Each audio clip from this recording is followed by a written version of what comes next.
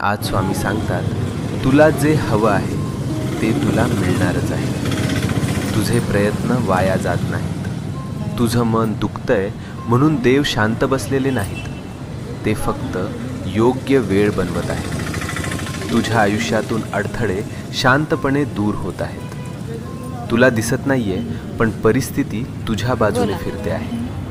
ज्याला तू डिले समजतोस ते खरं तर प्रोटेक्शन आहे.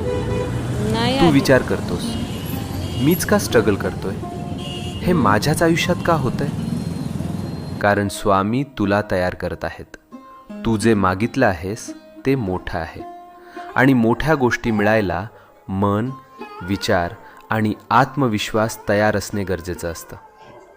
आज स्वामींची कृपा तुझ्या भोवती आहे. तुझ्या जीवनात एक शुभ घटना लिहिली गेली आहे आणि ती तुला भेटायला निघाली आहे. तू ज्या चांगल्या